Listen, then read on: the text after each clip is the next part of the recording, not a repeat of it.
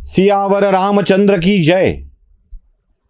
बृहस्पती पुत्र ब्रह्मर्षी कुशध्वजी यांची कन्या वेदवती हिमालयामध्ये तप करत असताना तिचा मानभंग करायला रावण जातो आणि या मानभंगानंतर वेदवती रावणाला शाप देते, त्याला सांगते की रावणा सावध हो, माझा सगळी तपश्चर्या चालू आहे ती नारायणास आपला पती करण्यासाठी.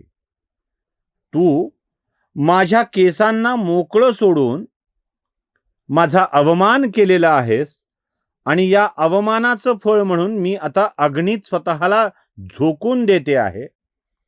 या अग्नीतून परत मी बाहेर येईल, अयोनिजा बालिका म्हणून एका धर्मपरायण राजाच्या म्हणजे जनकाच्या घरी जन्माला येईल आणि तीच कन्या तुझ्या मृत्यूचं कारण ठरेल. तीच कन्या तुझ्या मृत्यूचं कारण ठरेल. आता रावण कसा आहे, ब्रह्मदेवाकडून मोठं वय मागून घेतोय. गेलेलं वय अजून मिळवून द्या असं महादेवाला सांगतोय. लोकांच्याकडून शस्त्र मागून घेतोय.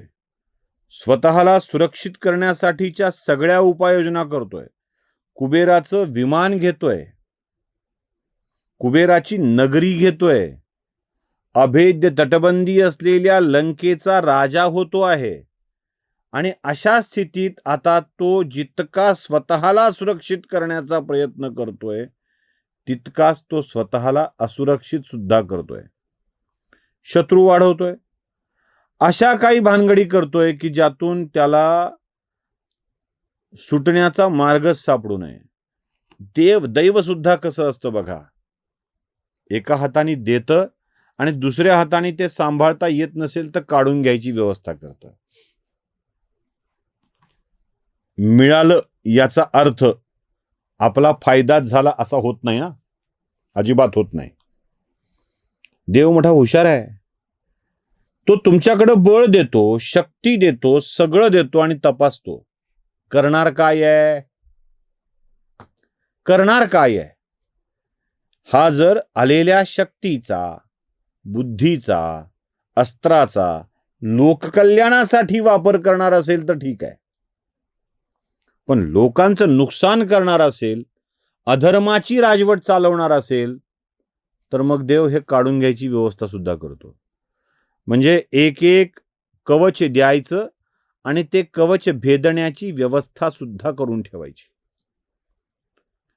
रावण उन्मत्त झालाय, माजलाय, स्त्रियांचा अवमान करू लागलाय. म्हणजे कळलं की हा आता बाईंच्या साठी नेहमी भरकटलेला असेल, मग याला मारण्याची व्यवस्था बाईपासूनच करता येऊ शकते. झालं. वेदवतीने आपण जन्म घेऊन तुझ्या मृत्यूचं कारण होईल असं सांगितलं आणि सरळ ती अयोनिजा बालिका, देव हा अयोनिजा असतो, अजन्मा असतो, अजर असतो, अमर असतो. तो जन्म पावत नाही, तो मरत नाही. म्हणून महात्म्यांचा प्रकट दिन असतो. तो जन्म पावत नाही, त्याचा जन्म असा नैसर्गिकरित्या होत नाही. तो जन्म पावत नाही, तो मृत्यू होतो, त्याचा मृत्यू होत नाही, तो म्हातारा होत नाही. हे लक्षात ठेवायचं. त्याचं महानिर्वाण असतं, त्याचं प्रगट होणं असतं.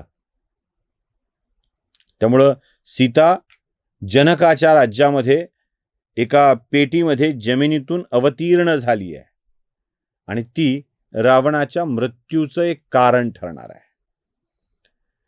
दैव कशी विलक्षण योजना करत जातं बघा.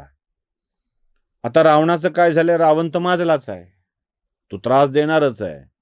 शक्ती आल्यात, तपश्चर्या केली आहे, तपश्चर्येचं फळ मिळालंय, ते फळ द्यावंच लागणार आहे, त्याशिवाय पर्याय नाही आहे. कारण लोकांचा भक्तीवरचा, साधनेवरचा विश्वास उडून जाईल न द्यावं तर. त्यामुळं रावणाने त्याने केलेल्या तपश्चर्येपोटी त्याला त्याचं फळ दिलंय, उपयोग नीट कर म्हणून सांगितलंय, ऐकत नाहीये, माजलाय आणि तेच फळ त्याच्या कामाला येऊ नये याची व्यवस्था केली चालली आहे. स्वर्गामध्ये रावण जातोय, इंद्रलोकात जातोय, इंद्रा दरबाराला जिंकतोय आणि इंद्राच्या दरबारामध्ये यक्ष गंधर्व यांच्यापैकी एक रंभा नावाची कन्या आहे, अप्सरा आहे, जी कथा आपण रामायणात बघितली आहे. आता या रंभेवर रावण मोहित होतोय. बळ आलं ना की कुठेही मोहित होतो. बस दिसली बाई की लाळघोट्या होतो माणूस. खिशात पैसा हवा, ताकद हवी, संपलं. लाळघोटेपणा करायला कमी करत नाही. रावण त्यातलाच एक स्त्रीलंपट आहे. आधी वेदवतीवर भाळलाय. किती वेळेला हे भाळतात आणि किती वेळेला यांना प्रेम होऊ शकतं मला माहित नाही. प्रेम एकदा, दोनदा, तीनदा ठीक आहे. म्हणजे वयोपरत्वे प्रेम बदलत जातं म्हणतात, भावना बदलत जातात, अधिक माणसांना आपला जीव लागू शकतो म्हणतात, इथपर्यंत ठीक आहे. हा दिसली बाई की भाळायचा, बळबळायचा. याला रंभा दिसली. आता रंभा दिसल्यावर याला रंभेच्या प्राप्तीची इच्छा झाली. रंभा तर नर्तकीच, अप्सराच, अप्रतिम सौंदर्य. देवासाठी नाचणारी रंभा ही आपल्या शयनकक्षात आली पाहिजे असं रावणाला वाटलं. त्याचा महाभारतातला हे झाला होता, कर्ण झाला होता. कर्ण म्हणजे देवाच्या दरबारात बाई नाचते म्हणजे ती वाईटच असली पाहिजे. नाचणारी प्रत्येक बाई वाईटच असली पाहिजे हा जो समज आपल्याकडे असतो ना, अनेक जण असतात बघा, बाई नाचली की वाईटच असते, ती उपलब्ध आहे असं समजणार आहे, अवेलेबलचं स्टॅटस लावून फिरते व्हॉट्सअपवर असं वाटतं अनेकांना. ती रावणच असतात, ती माणसं सुद्धा रावणच असतात. हा रावण रंभेवरती भाळला आणि त्यानं रंभेवर अतिप्रसंग केला. रंभेचा नवरा नलकुबेर तिथे उपस्थित आहे. तो प्रचंड संतापतो, काही करू शकत नाही ना बिचारा. हा प्रचंड शक्तिशाली, तो तिच्यावर अतिप्रसंग करतो. तेव्हा नलकुबेर रावणाला शाप देतो. रावणा, आपल्या शक्तीचा, बळाचा उपयोग करून तू परस्त्रीचा उपभोग घेण्याची वृत्ती ठेवतोयस. असे असंख्य प्रसंग घडलेत, घडतायत, घडत राहतील. पण हा नलकुबेर तुला शाप देतोय. आता यापुढे कोणत्याही स्त्रीला तिच्या इच्छेशिवाय तू स्पर्श करण्याचा प्रयत्न करशील तेव्हा तुझ्या मस्तकाचे तुकडे तुकडे होतील हे लक्षात ठेव. तुकडे तुकडे होतील हे लक्षात ठेव. आता तू कोणत्याही स्त्रीला तिच्या मर्जीशिवाय हातही लावू शकणार नाहीस. उपभोगण्याचा विषय सोड. झाली, पूर्ण व्यवस्था झाली. सीता जन्माला आली. सीतेचं अपहरण होणार आहे. रावण अतिप्रसंग करू शकणार नाहीये, कारण नलकुबेराचा शाप आहे. राम येईपर्यंत रामाची अमानत म्हणून सीता ठेवावी लागणार आहे. रावण मरणार आहे आणि सीतेला मुक्त करावं लागणार आहे. ती सीता रावणाच्या मृत्यूचं कारण होणार आहे. बरोबर पटकथा तयार. हे काय आत्ताचे सलीम जावेद कथा लिहितात? यांना कुठे कथा लिहिता येते?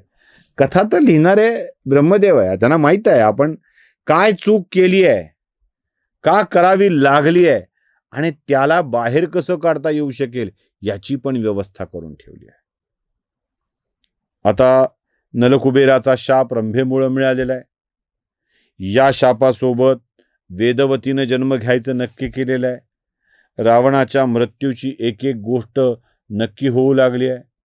एवढ्यावर नाही भागायचं आहे. रावणाला काही विजय मिळालेत. रावणाचे काही मानहानिकारक पराभव झालेत. ते पराभव कोणते आहेत, ते विजय कोणते आहेत?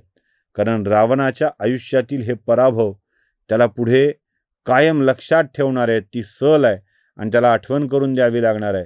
ते पराभव कोणते ते बघूया पुढच्या भागात. सियावर रामचंद्र की जय.